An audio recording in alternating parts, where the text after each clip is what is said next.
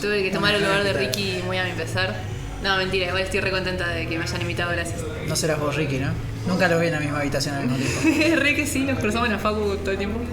Es verdad, cruzamos un montón de cosas. Indispensable que al igual que Ricky sea otaku, ¿o no? Un poco otaku soy, no soy del todo otaku. No me quiero reivindicar otaku, no quiero meterme en problemas con el colectivo otaku. Otaku peronista. Es un colectivo Más o menos. complicado, el colectivo peronista. ¿Avatar es anime? No, No. boludo, no. ¿Qué? Solo que ser acá los otaku. Pero bueno, ¿hoy qué nos encuentra? ¿Qué nos encuentra hoy? Nos encuentra un poco de ciencia ficción en Argentina y las preguntas que nos hacemos políticamente desde la ciencia ficción para pensar nuestro país, el futuro y todas las falopas que quieran meter en el medio. Ya hablamos muchas veces en este programa sobre lo que es la cuestión de la soberanía mental, la soberanía cultural, esto de la colonización mental, ¿no?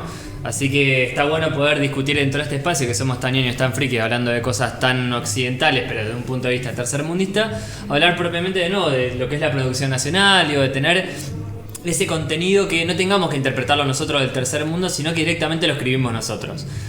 Así que un placer que estés acá, un placer realmente discutir esto, me parece que es hiper importante y ojalá que en Argentina sea todavía y cada vez más común hablar de esto. Bueno, gracias. Y aparte es sorprendente la producción que tenemos de ciencia ficción, o sea, cuando te pones a buscar es inagotable. Y aparte también cómo se entrecruza el pensamiento latinoamericanista, de liberación con la ciencia ficción. Es muy interesante y es algo que sucede particularmente en Argentina de una forma, bueno, perdón, me sale nacionalista, pero es como una forma muy propia, muy única. Y esto es como también un puntapié, yo tampoco soy experta en ciencia ficción, así que alguien de letras probablemente sepa decir mucho más que yo, pero vamos a meter los pies un poquito en lo nuestro. Bueno, por ejemplo, no sé, vamos a tirar. ¿Cuál es la mayor la producción de ciencia ficción más famosa de la Argentina? Es El Eternauta. Y aparte también, ya hablando del Eternauta en sí, es interesante porque es como gráficamente también súper innovador.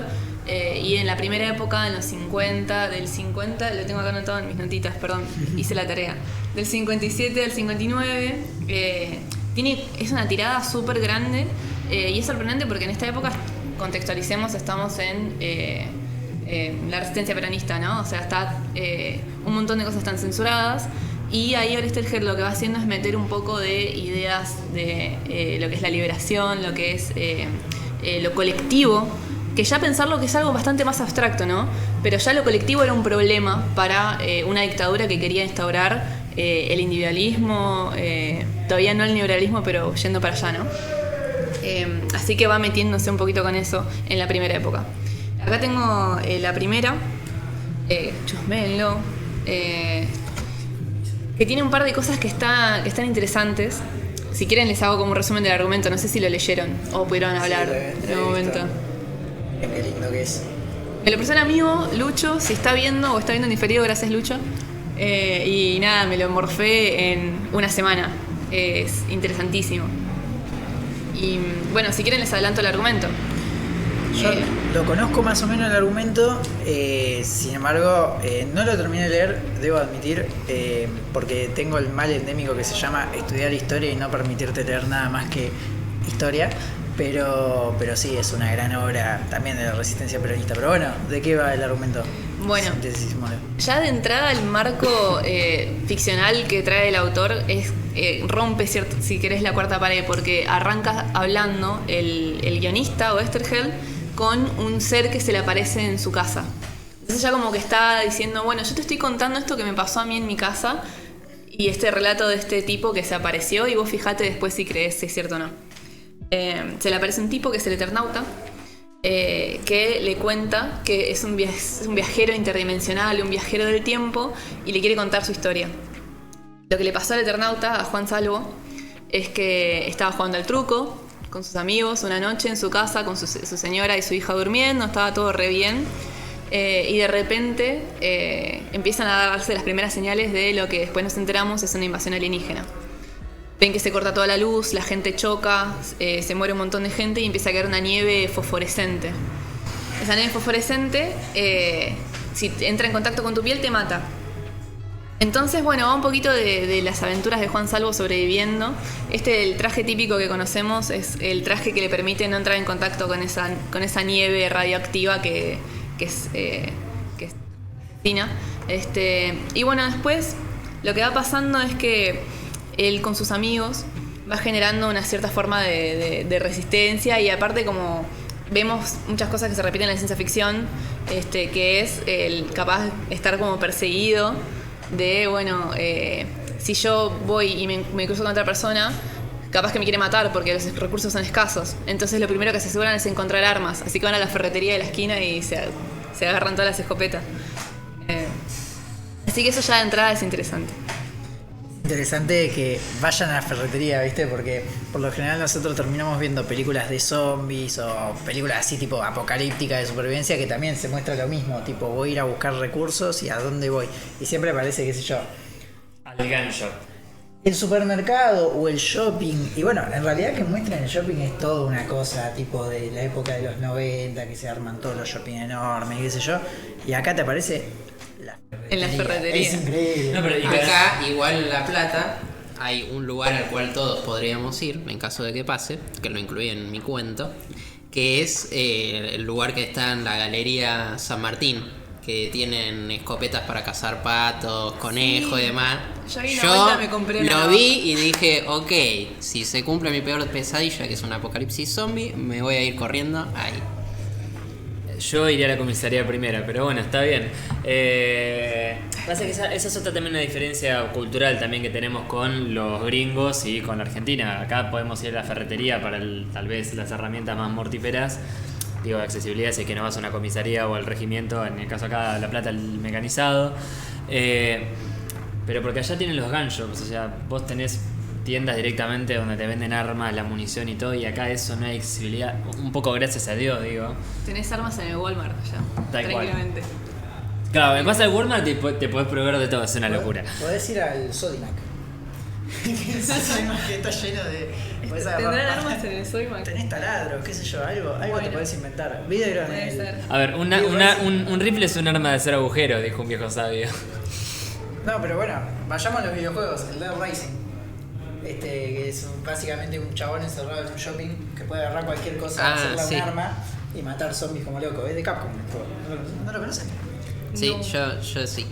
La verdad que el juego más de tiritos, que igual también es ciencia ficción, que he jugado es Fallout. Que bueno, tenés todo esto de... Lo primero es aprovisionarte de una forma de defenderte. Pero full yankee. Que eso es otra cosa que está interesante a lo que capaz vamos a desarrollar. Que es un poquito... pensar los pasados posibles, los futuros imaginados en el pasado. Fallout tiene un montón de eso, desde los yankees. Claro, es más, bueno, eso es una cosa que nosotros damos en la carrera, ¿no? Y ahí me echamos un poquito con la historia. Una cosa que vemos es discutir esta historia lineal, este tipo de historia del progreso, del desarrollo. El capitalismo se dio así de 1800 al 2024. Y no se pudo dar de otra manera, lo mismo que los distintos regímenes socialistas, lo mismo que... No, bueno, todas las cuestiones que hoy dirimimos, que definimos como comunismo, socialismo, capitalismo, todo se formó al calor de pensar futuros posibles. Y muchas veces en la historia, tratando de crear una línea del tiempo, terminamos borrando aquello que hacemos un árbol, bueno, aquello que quedó trunco, que no creció más allá. Una idea que por ahí quedó atrás, pero por ejemplo, que no terminó siendo ese tipo de futuro, pero que es rescatable porque permeó una realidad presente. Y bueno, ahí está el... Sí, es inagotable el tema del retrofuturismo, ¿no? Como en otras épocas la gente se imaginaba el pasado y para ahí el Eternauta tenés para hacer dulce. Bueno, les sigo contando, porque hay algo muy interesante, que es que se adelanta un poco en la historia, porque en esta invasión alienígena hay una raza de aliens que responde a los otros. Y esa raza de aliens se llaman los Manos. Son unos aliens que tienen un montón de dedos, tienen unas manos con un montón de dedos, y esa raza originalmente como que se dedicaba al arte, a la belleza, era una raza sensible, pero al estar dominado por los otros, lo que le pasaba era que tenían que como hacer una obediencia de vida, ¿no?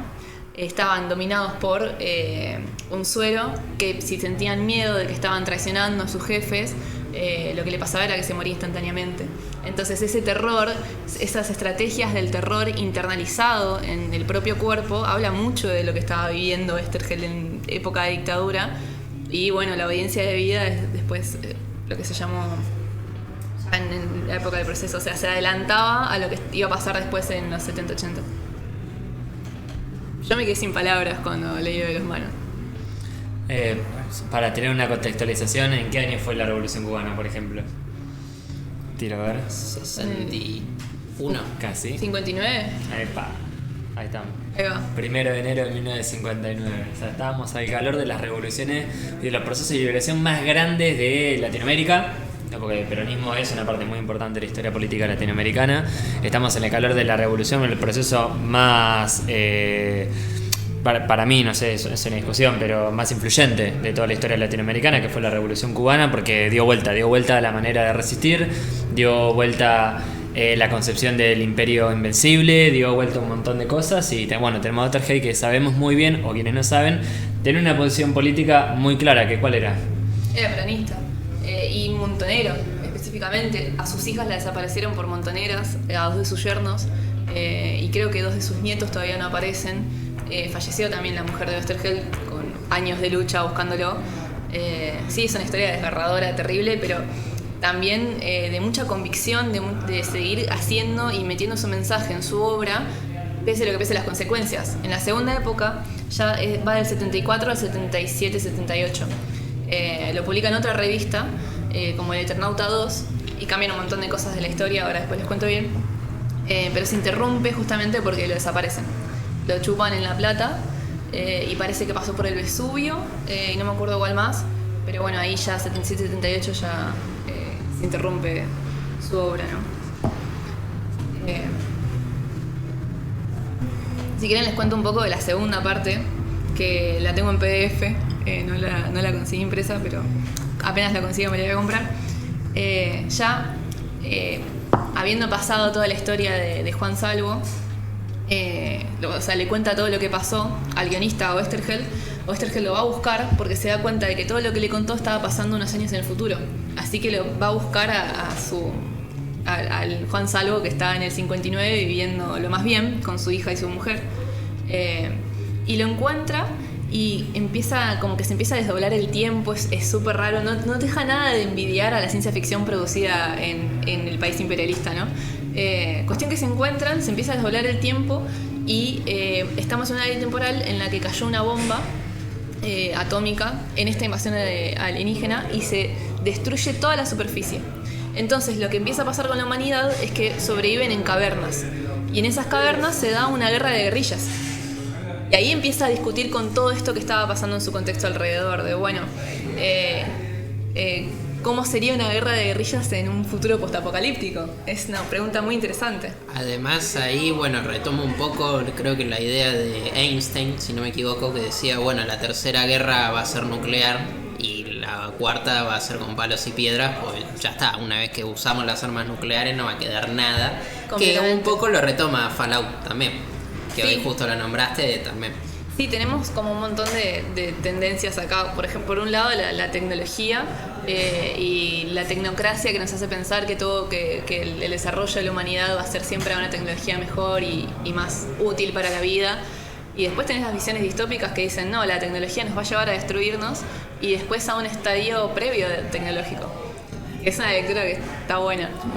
Bueno, por eso también Discutir. traigo una teoría científica que es muy interesante y tiene que ver con lo que estamos hablando, que es creo que es la teoría celiúrica o algo así, que habla de, bueno, los científicos están buscando si en nuestro pasado remoto hubo otra especie inteligente antes de la humana. Esa es una teoría real que los científicos están tratando de comprobar. Y sin embargo hay un montón que es como, bueno, pero no sé si quiero conseguir esas pruebas, porque ¿qué pasa si sí? ¿Qué pasa si descubrimos que sí hubo una especie inteligente antes que la humana? ¿En qué lugar nos dejaría a nosotros, que todavía seguimos pensando que somos el último escalón, el más evolutivo, que siempre está esta línea de progreso infinito? Se rompería, así de la noche a la mañana.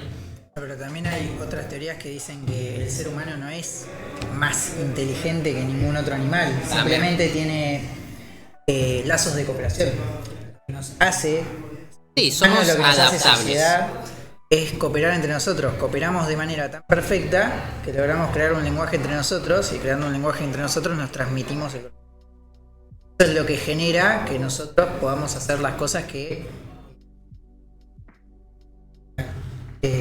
o sea, esa es una discusión. Yo, por lo que tengo entendido desde el punto de vista antropológico, y acá creo que me baso en la concepción de Rivero, creo que era Rivero, es la diferencia, por lo menos comprobada en la obra científica, con el ser humano, con el resto de los animales, es que nosotros tenemos la capacidad de producir cultura, y con eso me refiero a que podemos hacer simbolismos complejos.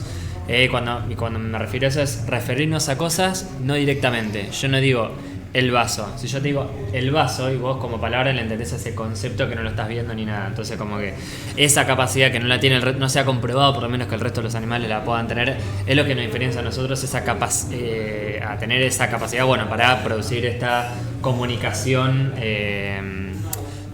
más compleja, no sé cómo decirlo.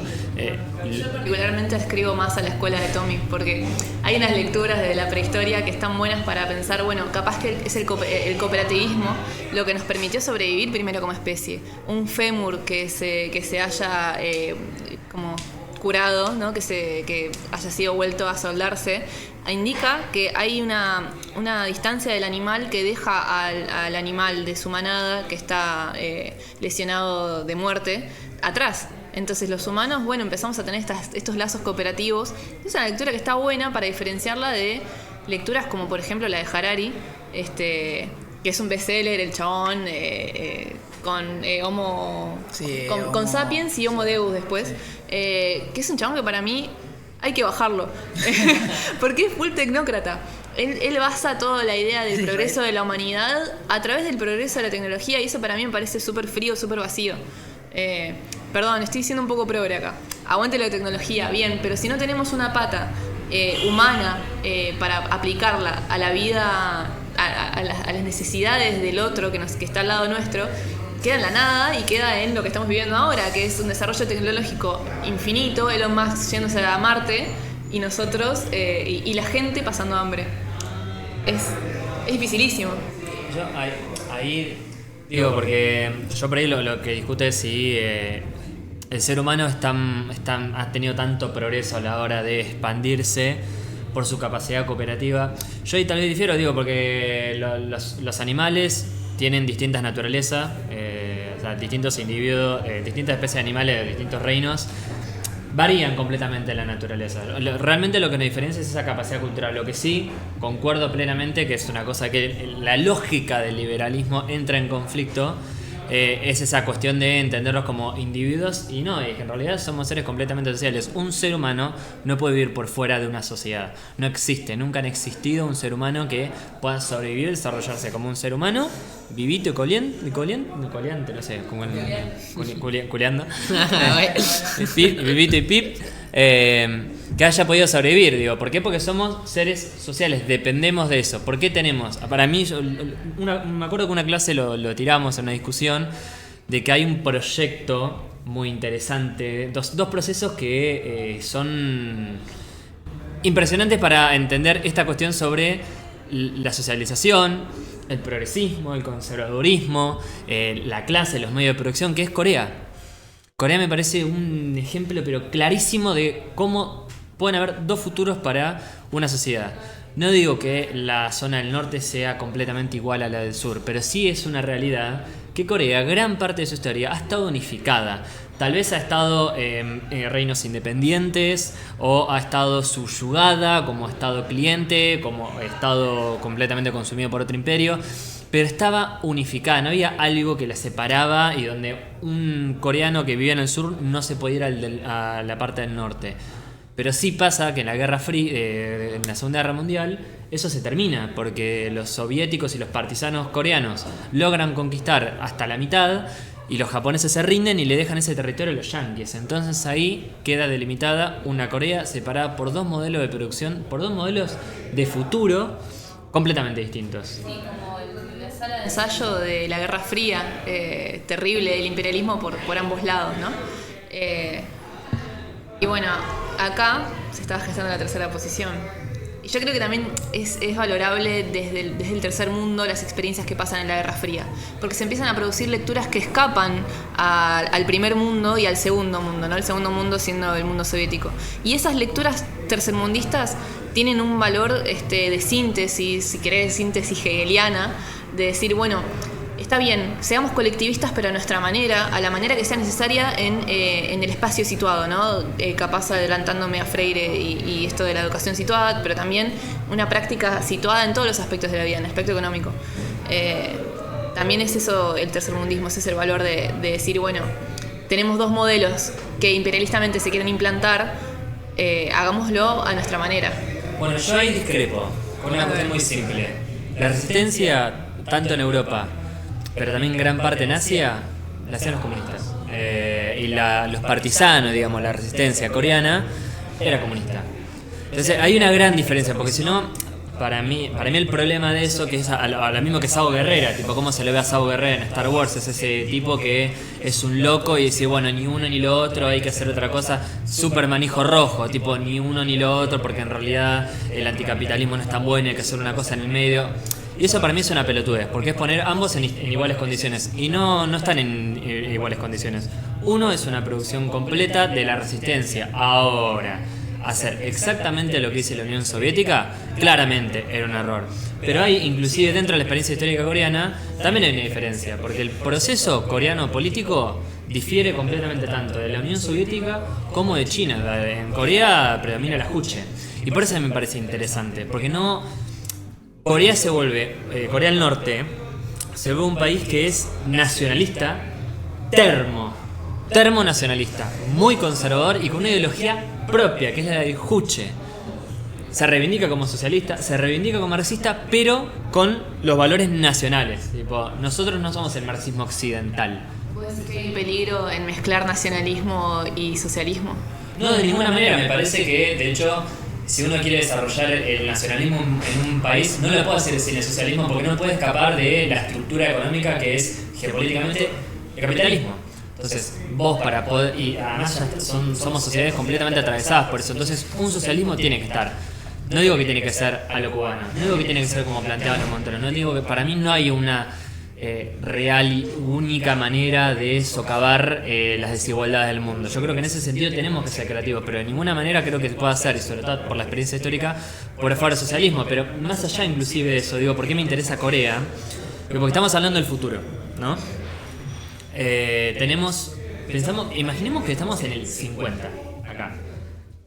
Nuestro país quedó devastado. De un lado, quienes colaboraban con los japoneses los ponían en ollas hirviendo, y por el otro lado les daban cargos. Se imaginan en cuál. Nosotros los poníamos en agua hirviendo. Así no dejamos ningún colaborador en Corea del Norte. Entonces pero empezamos a tener dos modelos completamente distintos. Y hoy, bueno, para mí lo particular fue que una vuelta bien documental así, que hablaba de los coreanos del norte que se escapaban y se iban al sur. Y yo lo vi como un ejercicio para ver, bueno, qué ve la gente cuando come, porque era un canal anticomunista ese, qué ve la gente para ser anticomunista. Digo, uno tiene que saber qué es lo que dicen. Y no sé, yo vi ese video y salí más comunista que antes. No porque digo, qué bueno el Jucha, hacen todo bien. No, para nada, tienen un montón de errores, para mí, qué sé yo, son coreanos, hagan la suya. Pero sí me pareció una cosa fundamental, que es el concepto de la humanidad que tienen ellos, de la socialización. ¿Cuál es el problema más grande que tienen los coreanos del norte que se van a los del sur? ¿Cuál es? Pensemos. ¿Están separados de su familia? Podría ser, pero no. De nuevo, ¿cómo es Pensemos, la pregunta? ¿cómo es Corea del Norte? ¿Cómo es Corea del Norte? Para mí el problema de Corea del Norte, si querés, es el aislacionismo, si querés. Son aislacionistas, no puedes ver Transformers en Corea del Norte. Ah, te he entendido problemas de norcoreanos huyendo al sur. No, es que sí, pero analicemos la sociedad, digo, para entender cuál es la problemática de un coreano del norte, cómo fue socializado un coreano del norte y cómo socializa un coreano del sur.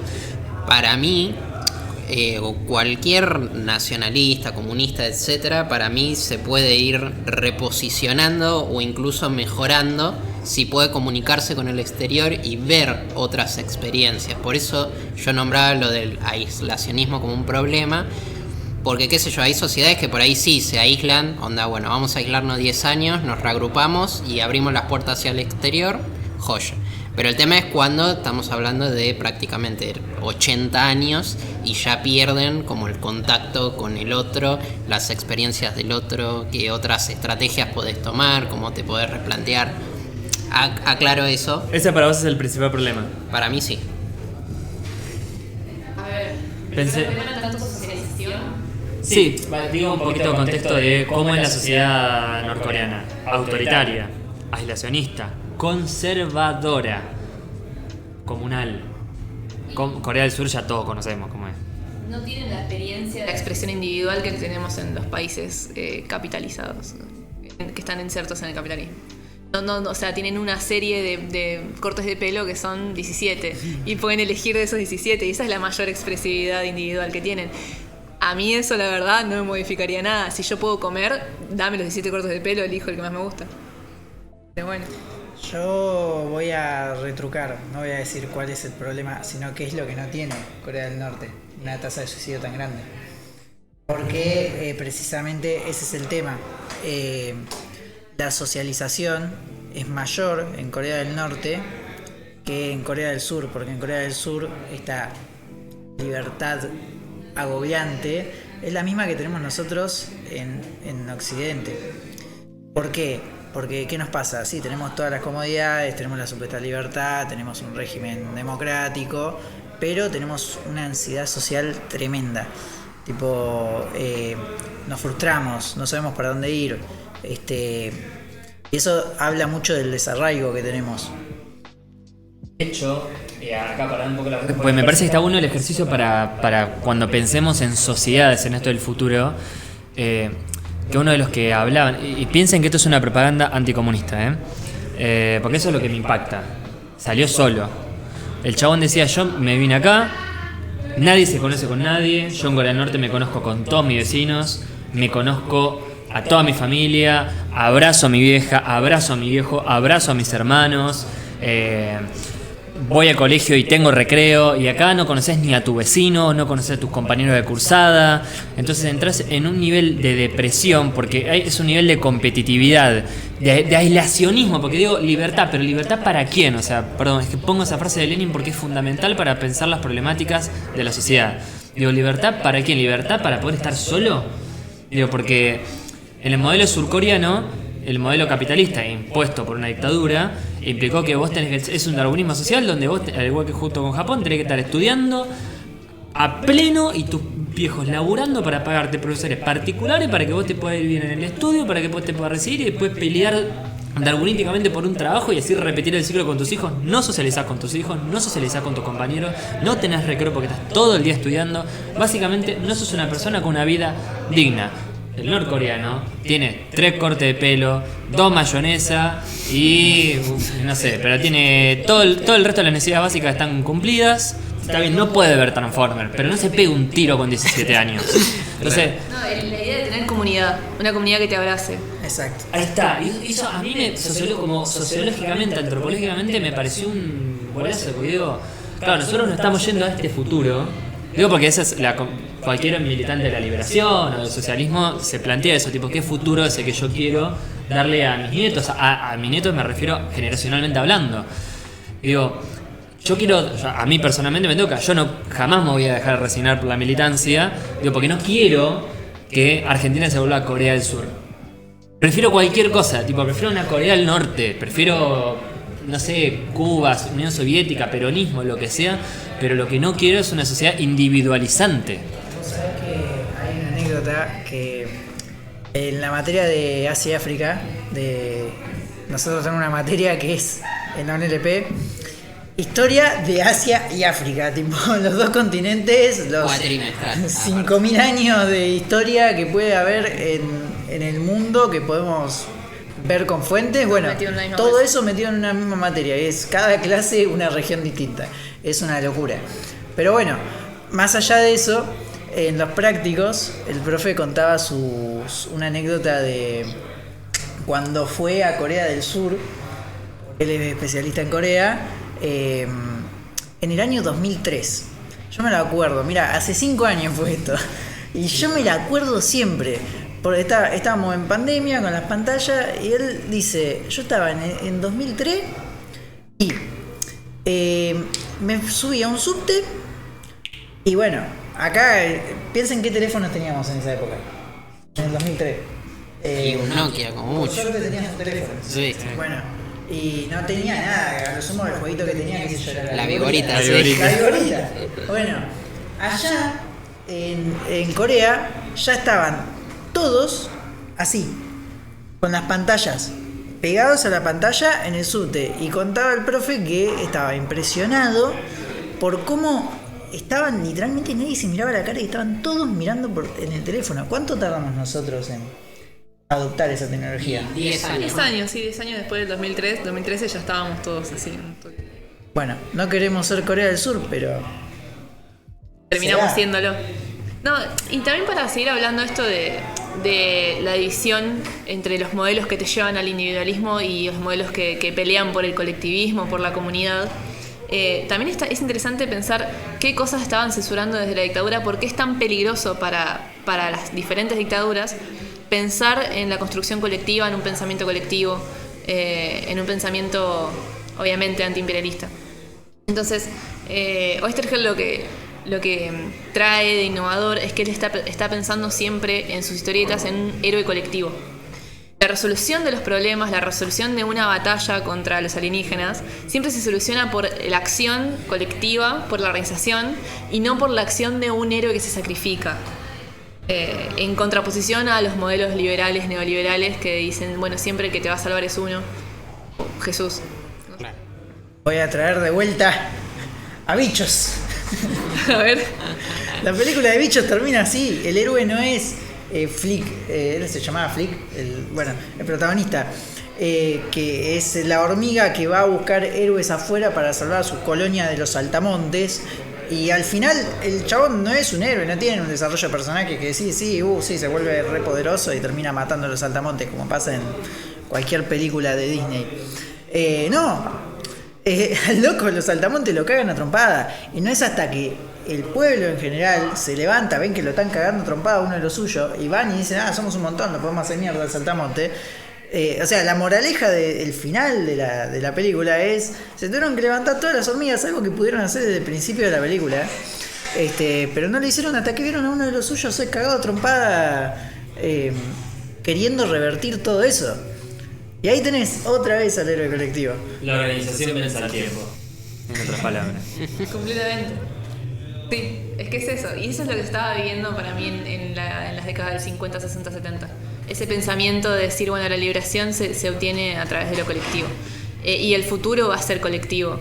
Pensar capaz en una Argentina utópica es lo que se preguntaba Oesterheld en otra historieta que la publica en la revista 2001, que es la Guerra de los Antares, que arranca en una base militar en Ushuaia con aviones de puta madre.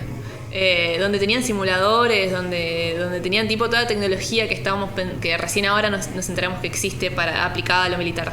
Y el chabón ya estaba pensando en, bueno, si Argentina sigue por el lado que bueno, acorde a su ideología peronista, capaz en el 2000 vamos a estar acá. Y es interesante, bueno, decir qué factores de lo nacional, qué factores de pensar en un estado futuro son necesarias, y pensar que capaz, perdón, voy a decir algo para picantearle al pedo, capaz Milei nos hizo un favor comprando aviones de guerra. No, mentira, es un chiste. Argumentos, no, me interesa. Y pensar, si vos estás pensando en un estado futuro, una nación, y estás pensando, Milei no está pensando esto, pero si nosotros nos ponemos a pensar en el futuro, estás pensando en que va a haber una otra repetición de guerras entre naciones, necesitas defenderte y necesitas defenderte por tus propios medios. Pensemos en Malvinas. Pensemos en la necesidad que había de pilotos súper entrenados para poder bajar y que estén innovando en ir al ras del mar para que no los detecten los radares. Necesitabas personas así y tecnología que se la banque también para poder defenderte de una nación imperialista que te viene a sacar a lo tuyo. Claro, yo ahí coincido plenamente. Yo creo que cualquier nación que se autodenomine soberana sí o sí tiene que tener fuerzas militares capacitadas. El problema de nuestro queridísimo país es que para mí lo que nos falta es que esas fuerzas militares estén socializadas. O sea, para mí, hoy por hoy, no sé, los que nos recibimos de humanidades tendríamos que recibir entrenamiento militar y cuidar la frontera nosotros. O agarrar a los milicos, traerlos a humanidades y decirle, bueno, mira, flaco, la cosa es así. Pues si no, pasa lo que pasa, digamos. Digo, si realmente le vamos a confiar las armas a los nietos de Videla y que encima hablen con Richarlison y bueno, no, ahora somos parte del Comando Sur y mirá qué lindo cómo practicamos acá en la costa de Mar del Plata, y la verdad que no tiene absolutamente ninguna lógica.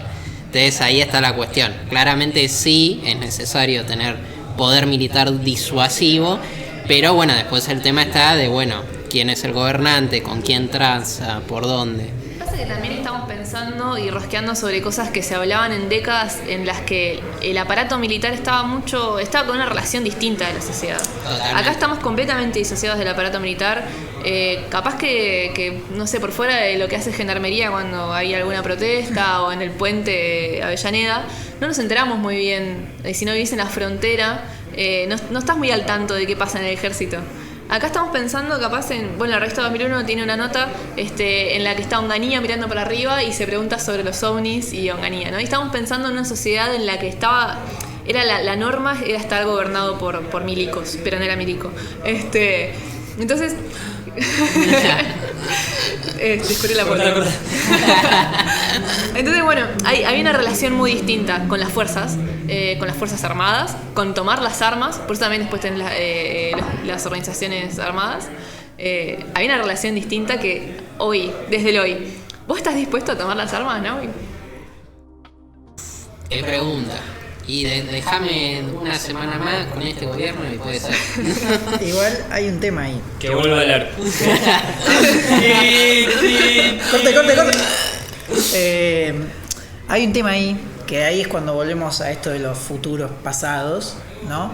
Y voy a agregar una palabra más que es clave: horizonte. Había horizonte. Construir una ficción, construir un relato, moverte en el presente en base de un posible futuro, es tener un horizonte. Vos podés tomar las armas, vos podés poner el cuerpo. Hay un horizonte, no necesariamente para vos. Es esto que hablamos de Andor, ¿no? Siempre se vuelve Andor. Siempre se vuelve Andor. Todos los episodios. Básicamente, sos una persona que está todos los días de tu vida militando algo que no vas a ver. Sí, porque hay un horizonte, porque hay algo más que te excede más allá de vos. No solo es la construcción de la comunidad, es que vos estás viendo una comunidad que te va a traspasar. Vos estás luchando por algo que vos querés que perdure. Si perdura o no, eso es el dinamismo histórico, pero esto de los futuros pasados es re importante porque si hay algo que determina los 50, 60, 70 que no tenemos nosotros en la actualidad, es un horizonte. ¿Qué es lo que tenemos nosotros hoy? La supervivencia, el día a día. Yo no sé si mañana voy a tener familia o no, no sé mañana si voy a tener casa. Muchas veces nosotros, bueno, tenemos la suerte de estar estudiando, pero ¿cuántos de nosotros va a seguir estudiando el año que viene? Y eso tiene que ver con también el agotamiento de un sistema, de este sistema, ¿no?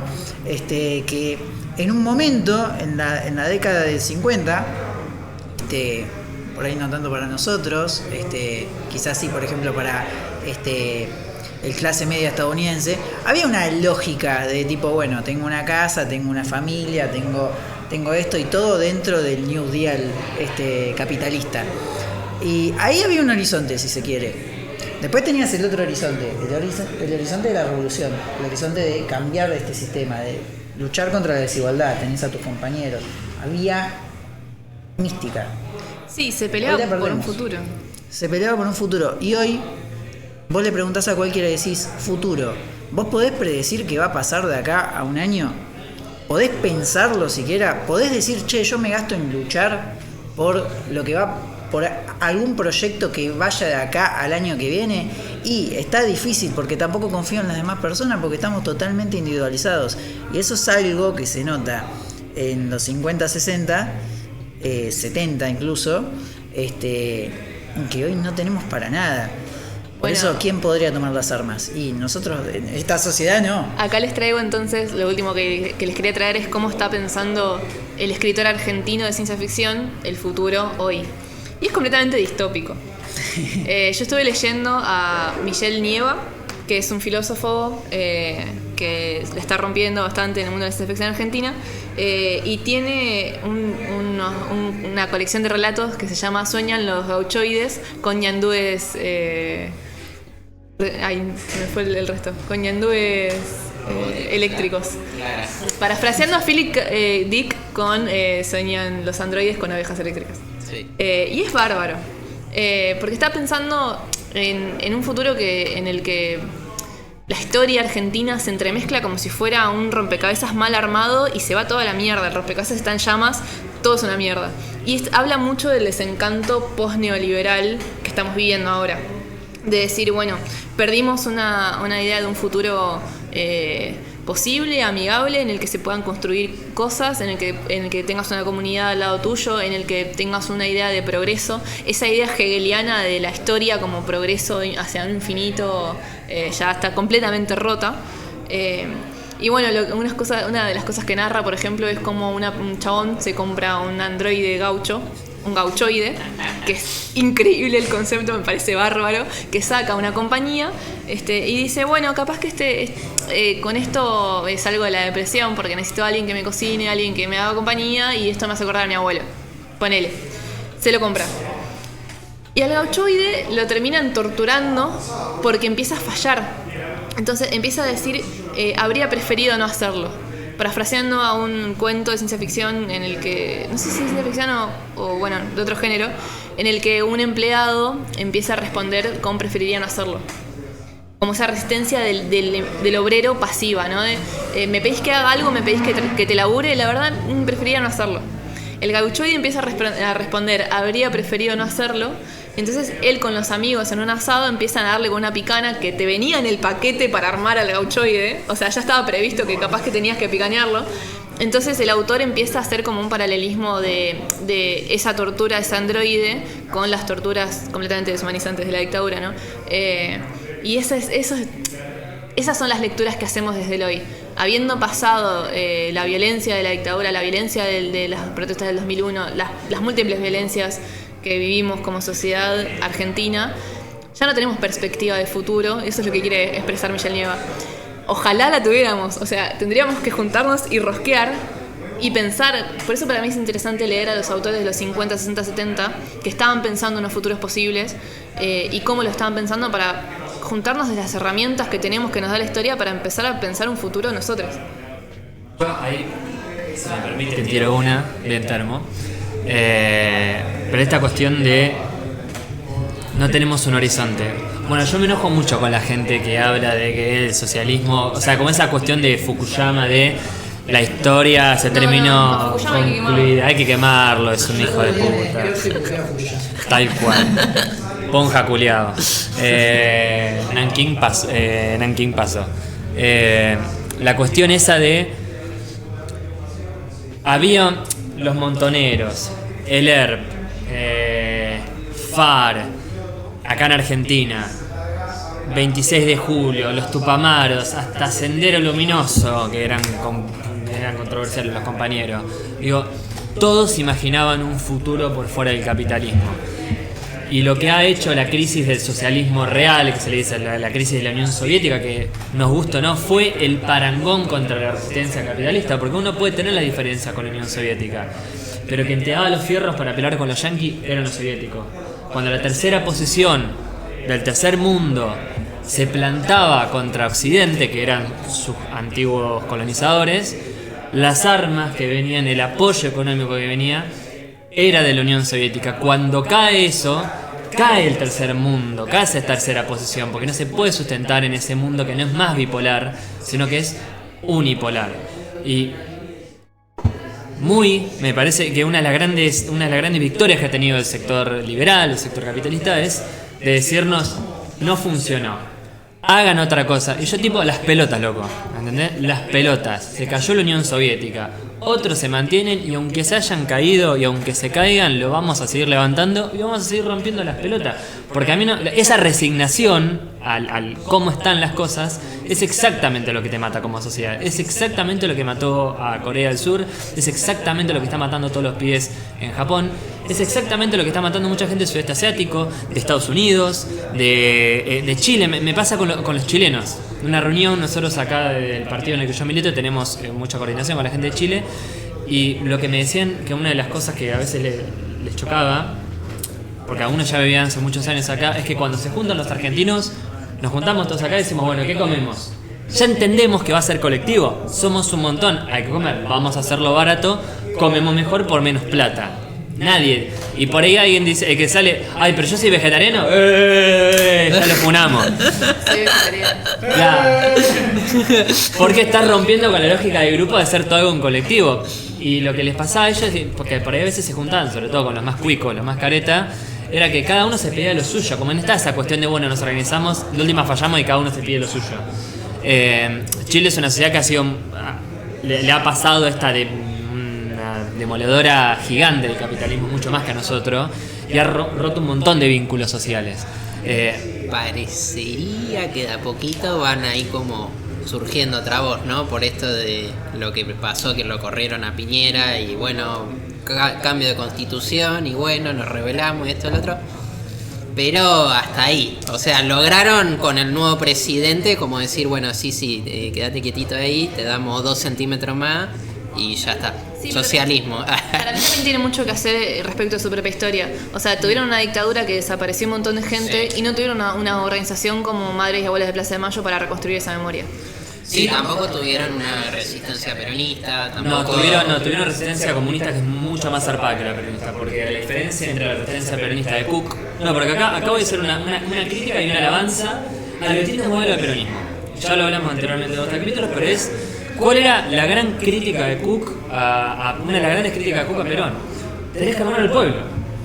Esto que hablamos de yo que no los quería interrumpir, pero... Y esto que lo quería llevar de Madrid a La Habana, y es como, dale, papá. Claro. Perón, ¿qué haces con Franco en España? Venía la Cuba de Fidel, que es la liberación. Es literalmente la liberación más grande del tercer mundo, porque la está haciendo así desde el otro lado de la playa, los Estados Unidos.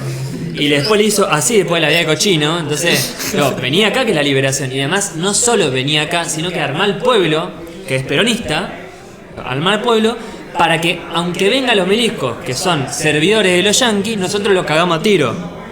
Digo, esa cuestión de la democratización de las Fuerzas Armadas. Digo, a mí me pasó también una cosa, y tiro acá fuimos a un congreso con la organización a Venezuela. Claramente me puse a hablar con los venezolanos, que claro, los venezolanos, el chavismo también viene del ejército. El chavismo fue sustentado por el ejército, y a mí me chocó, porque yo también, claro, vengo de la Argentina, donde al militar lo odiamos, pero porque ha sido casi siempre un traidor a la patria. Digo, y allá me vino un oficial del ejército y me dijo, defender la patria es también defender los recursos naturales. Yo dije, flaco, tal cual, boludo. Yo quiero un ejército así, boludo.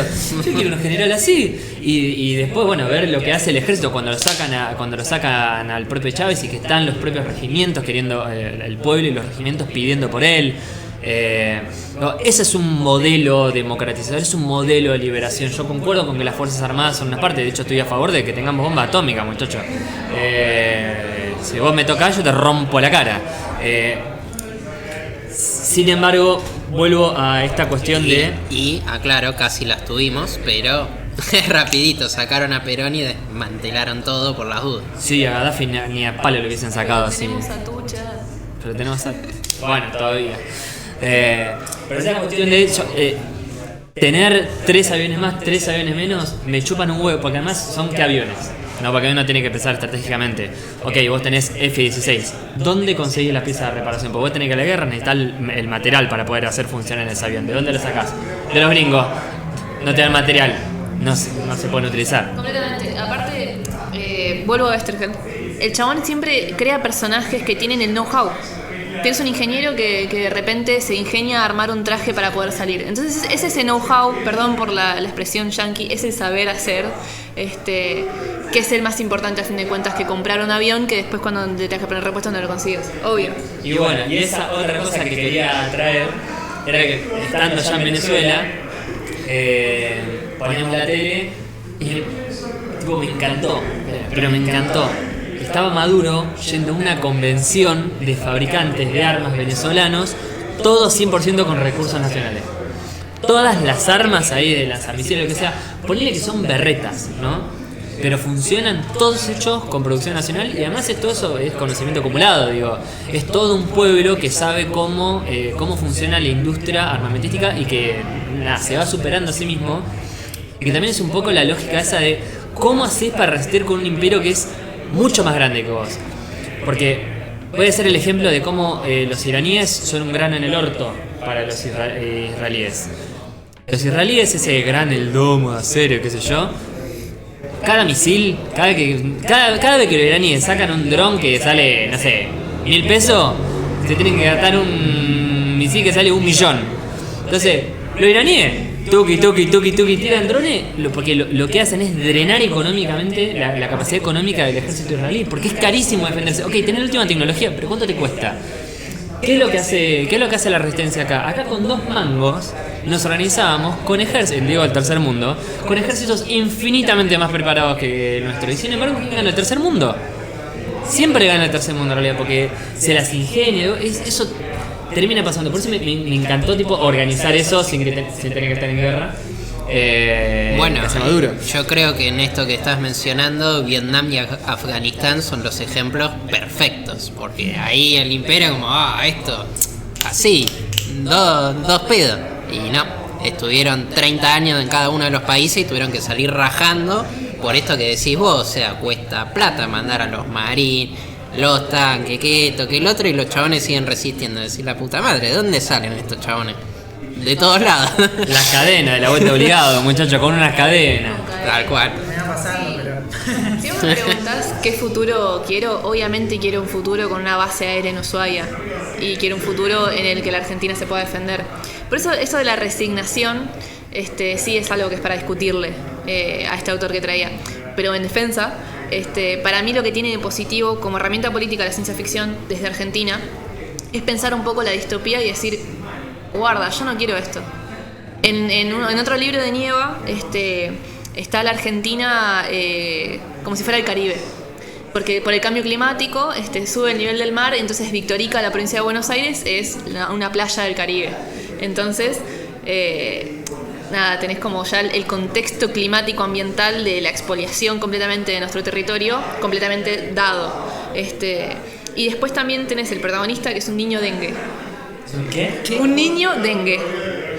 Es sujeto de una serie de pruebas biotecnológicas de una compañía, una multinacional de biotecnología, que empieza a probar en mezcla de humanos y plagas distintas para investigar sobre las plagas como arma de guerra.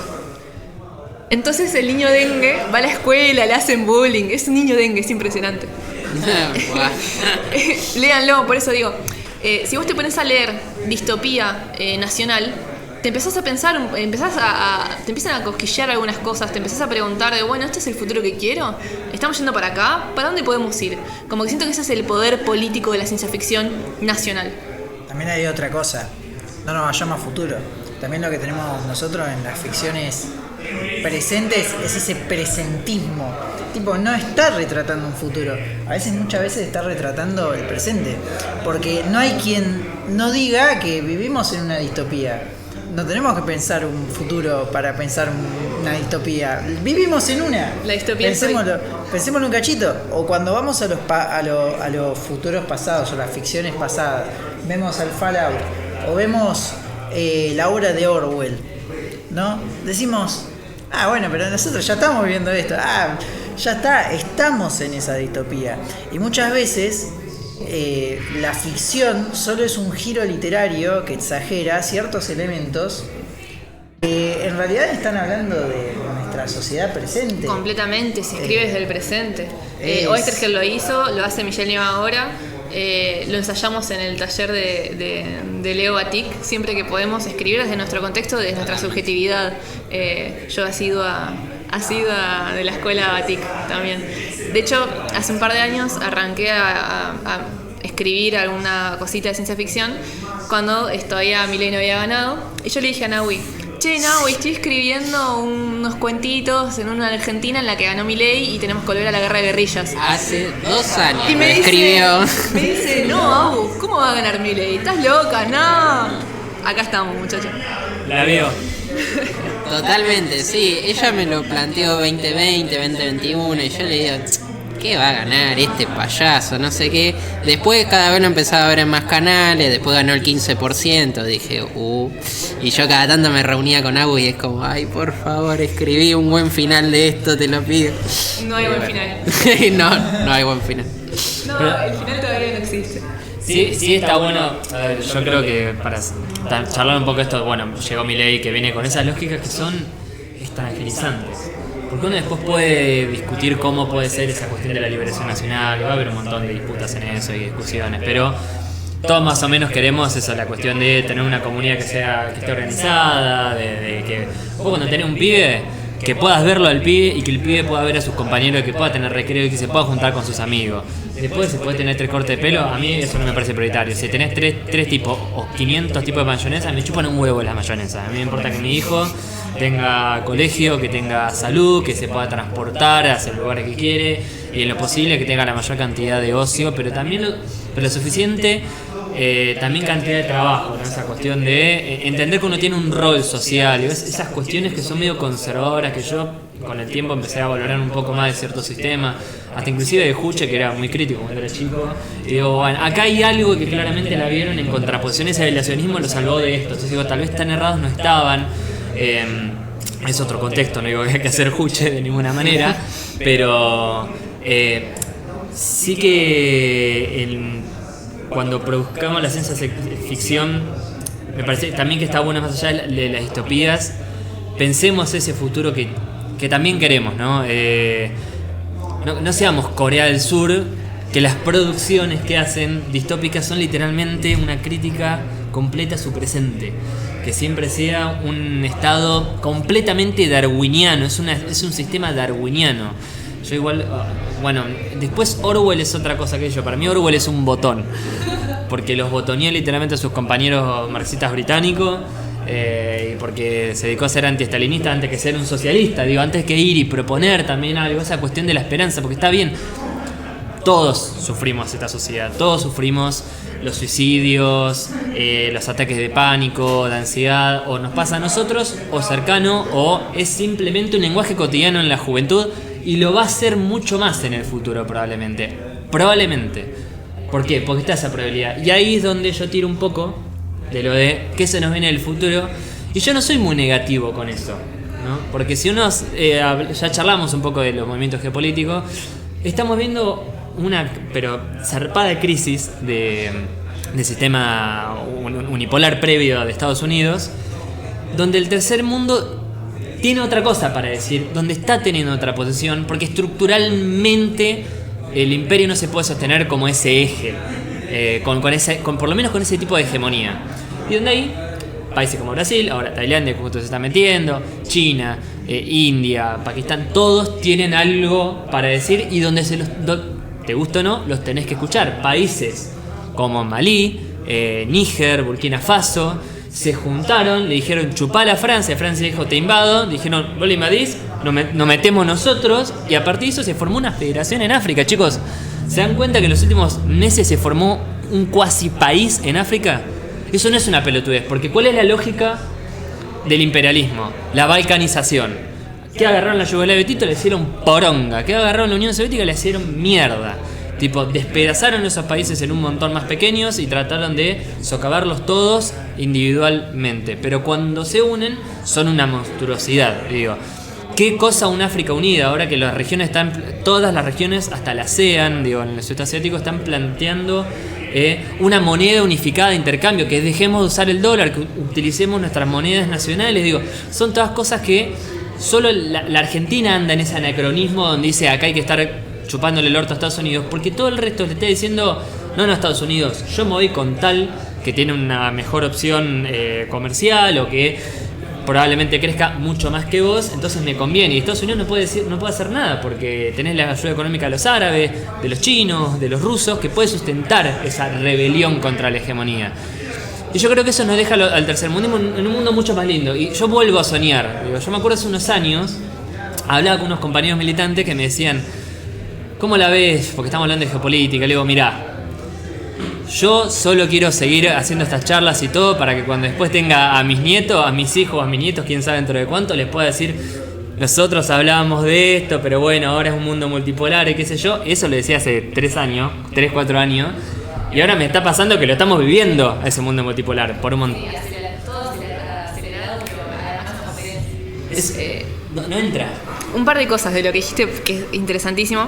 Primero, la tendencia balcanizante del modelo imperialista neoliberal, y cómo ya desde la génesis de nuestro país los liberales estaban pensando que el problema de la Argentina era su extensión, que éramos un país muy grande y que la relación entre Buenos Aires e interior nunca iba a poder ser sanada porque éramos un país muy grande. Y no, acá, o sea, lo que tenés es una variedad de recursos que, bueno, esto de la Argentina potencia, ¿no? Que ahora es un discurso que está muy asociado a estos que están ahora, pero para mí tiene como verdadero potencial de decir... A ver, potencial. Nada, tiene poder, y tiene poder cuando también pensamos en estructuras regionales, cuando pensamos en nuestra región como capaz de defenderse a sí misma y crear comunidad a nivel regional. Y otra cosa que iba a decir se me fue. Así que sigo. Pero bueno, esto que hablamos sí, de la extensión. Rusia y China sobrevivieron básicamente por eso. Son países gigantescos, indominables, con un montón de recursos a disposición. Y siempre que se le han parado de mano a Occidente, tarde o temprano, Occidente tiene que decir, bueno, te puedo presionar un poquito hasta acá y bueno, ahora me voy porque no pueden. Volvió a lo que iba a decir. El Solarpunk, como una posibilidad de pensar un futuro posible, ¿no? El Solarpunk es un movimiento dentro de lo del Cyberpunk, el Atompunk, todas estas cosas que son como más categorías estéticas, pero bueno, lo que hace el Solarpunk es pensar un mundo en el que podemos hacer una unión entre biología y tecnología para bien. ¿Eso es el transhumanismo? El transhumanismo es raro, porque el transhumanismo ahí te volvés a Harari, volvés al Homo Deus, al Homo completamente unido entre tecnología, sino capaz más bien a arquitectura que una plantas y urbanismo del futuro, ¿no? Urbanismo para bien, energías limpias, toda una serie de cosas que capaz lo pensás y decís, guau, qué progre, pero no, realmente vale la pena ponerse a pensar en eso. Que se pensaron. O sea, hay un montón de proyectos pasados.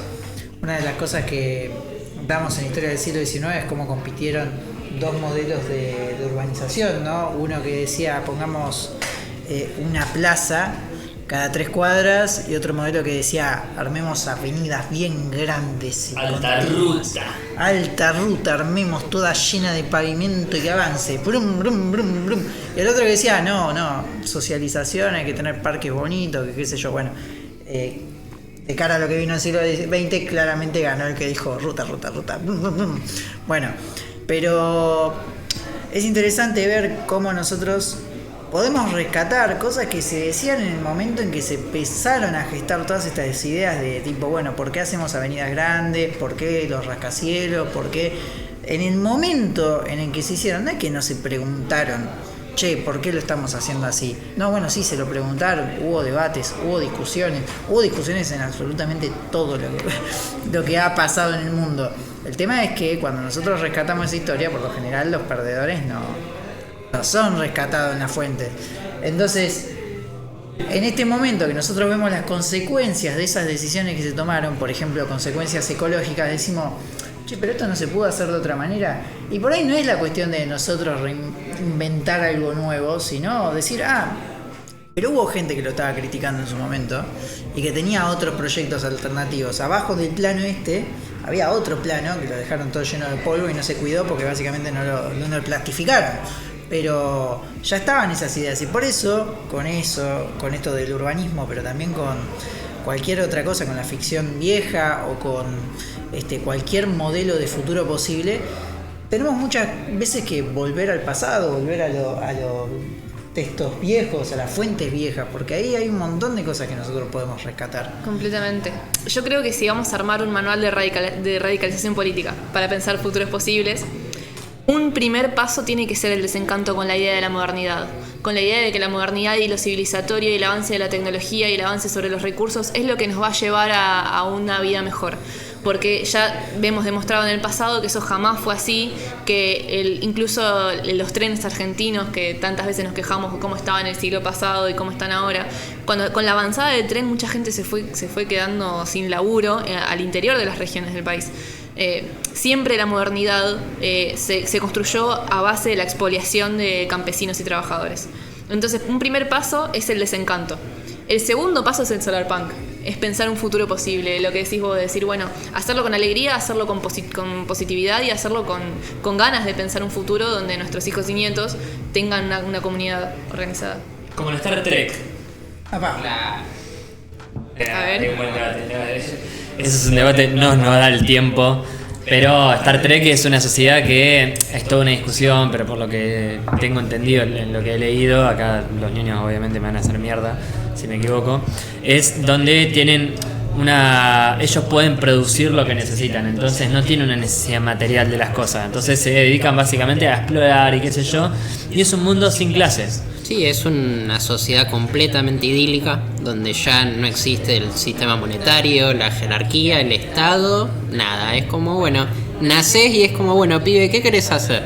Y la mayoría que dice, y mirá, yo me voy a recorrer el universo, ya tenemos la tecnología, ¿para qué me voy a quedar acá? Ya fue, nos vemos, se suben a una nave y chau.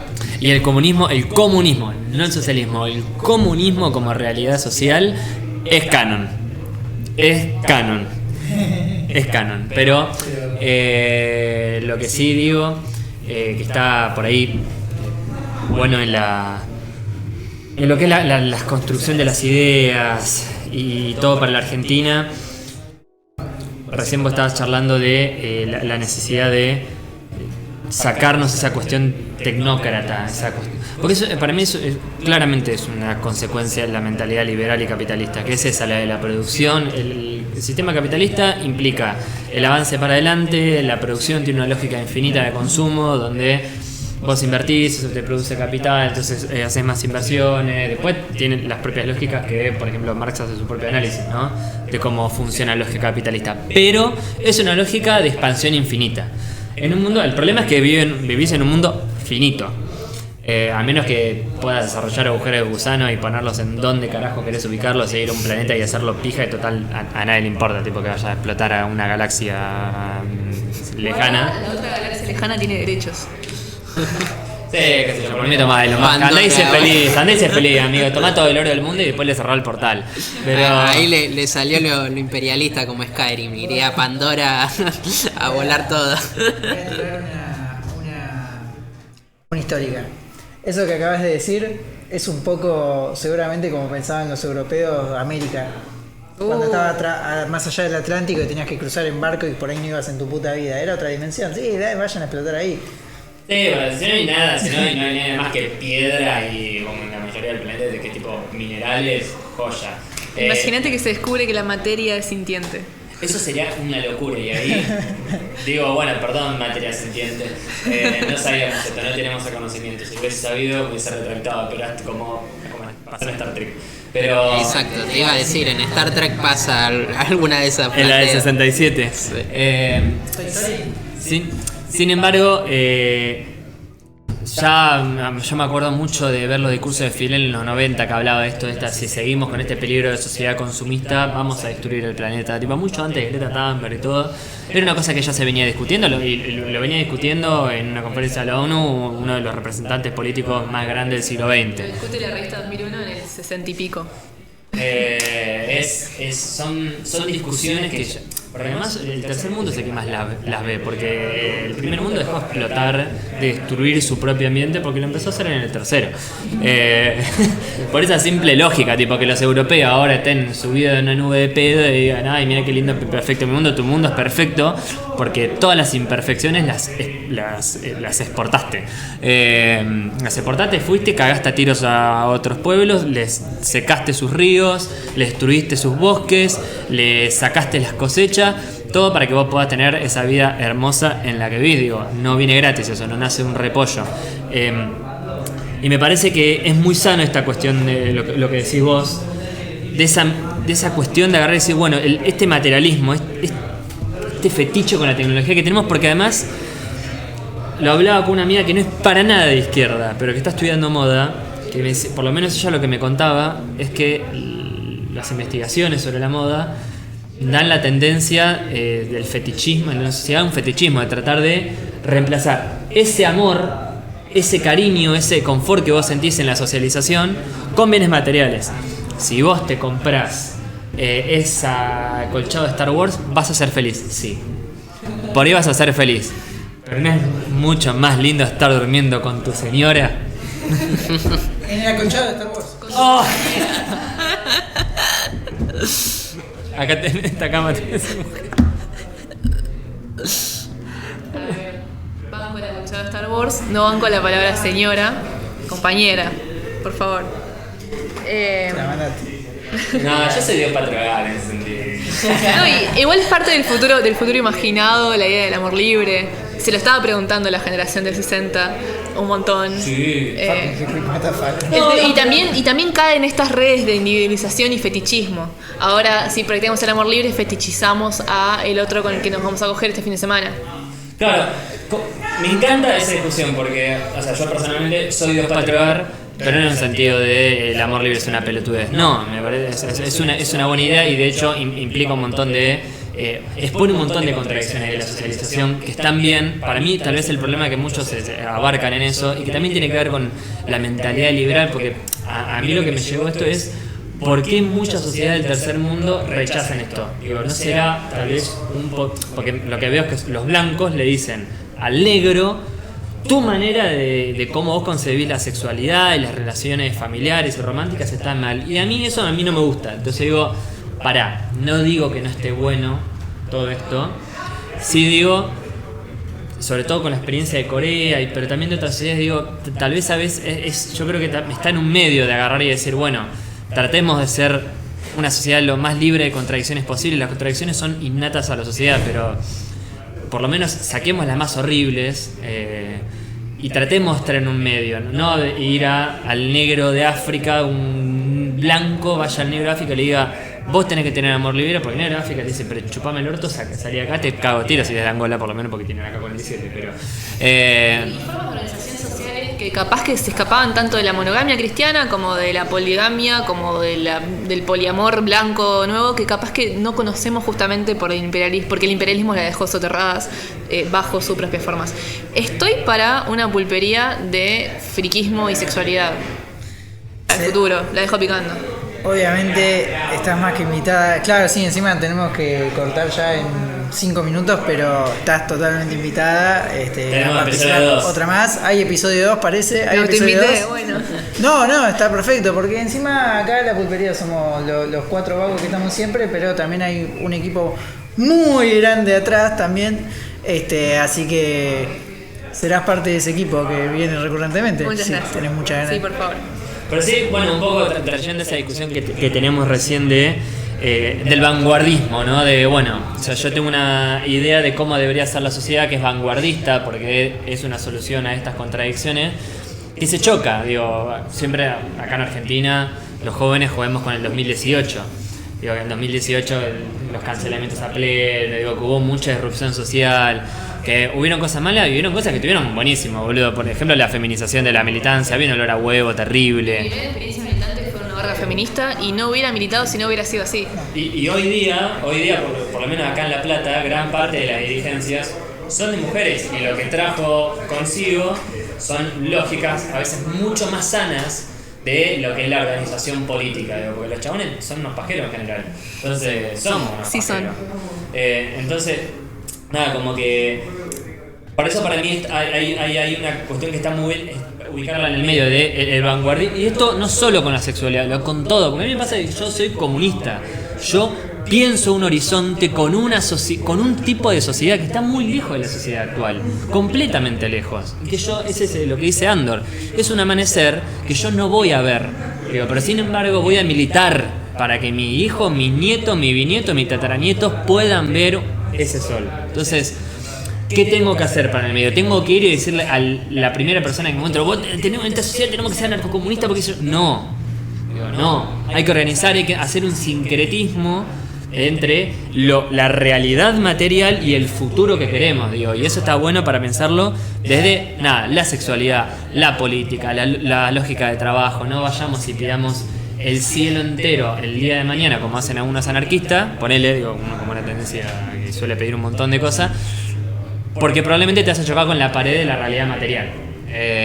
Y tampoco digo esa cuestión de viene una persona que promueve poliamor a una familia bostera y te sacan del orto, porque inclusive a veces dentro de las lógicas conservadoras yo creo que ahí a veces se resguardan, hay una gran resistencia también inclusive a las lógicas capitalistas individualistas que tranquilamente pueden ir para el otro lado. No digo que la monogamia sea la liberación nacional, de ninguna manera, pero sí, en cierta manera, esa cuestión como, ¿cómo se puede decir? Más mística que tienen esos roles sociales, de la familia, esa cuestión de la comunidad, del barrio. No, porque yo estoy en contra del ciudadano del mundo. Vos no sos ciudadano del mundo, ¿entendés? Vos sos argentino, papá. ¿Entendés? Vos hablás castellano, vos decís che boludo, no decís joder tío. ¿Entendés? Y si decís joder tío te pego una cachetada por vendepatria. La verdad que lo dejaste re bien planteado, da para desarrollar un montón conservadurismo y progresismo en la sexualidad y cómo las lecturas de la historia pueden ayudarnos a ver qué pasa ahí. Bien. ¿Querés cerrar, Nau, con el... Dale. Nau tenía algo para leer hoy. Cerramos con la poesía del amo de los licores. Dale. Bueno, empiezo a leer. Tiene que ver justamente con esto que venimos hablando de realidades alternativas. Y bueno, esto que uno los plantea en el futuro, otro en el presente, otro en el pasado. Así que bueno, ya me dirán ustedes. El cuento se llama El Corrompido. En nuestra logia solo adquieren sombrero aquellos hombres que logran dominar sus demonios. Al nacer se lo bautiza con el nombre de un ángel, luego se lo deja vivir su niñez hasta los 9 años. Desde ese momento se lo entrena para ser un gaucho. Se les enseña a montar, a rastrear animales en el campo, a detectar la humedad del ambiente, a tirar las boleadoras, a usar el facón y, por supuesto, a cebar mate. Los que logran sobrevivir, cuando cumplen 14 años, son transportados hacia una región específica del infierno, la guardería. Ahí deben dominar 6 demonios que serán suyos para siempre. Solo cuando lo logran pueden retornar a la tierra y reclamar el sombrero. Sin embargo, un miembro de nuestra logia hizo lo impensado. Se dejó poseer por los demonios y se terminó corrompiendo. Procreó y tuvo descendencia. Luego volvió por sus propios medios a la tierra y se hizo pasar por gaucho cuando en realidad es un carnicero. Usa indebidamente el sombrero para embaucar a los desprevenidos. Busca alimento para sus hijos híbridos y trata de dar un sentido a su corrupta existencia. Es un gaucho no muerto y demoníaco.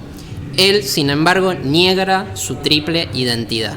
Su remordimiento hacia los gauchos es tal que hará cualquier cosa por destruirnos a todos.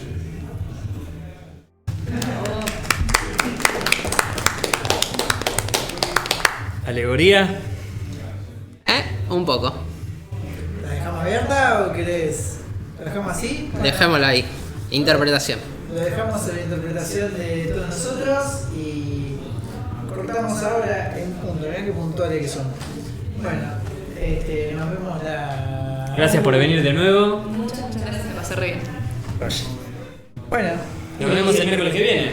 O si hay paro no, así que nos veremos el otro miércoles. Todo según lo que dicten las asombrosas aventuras de Argentina Y la lucha obrera estudiantil. Que, hablando de otras cosas, hoy es el aniversario del Cordobazo.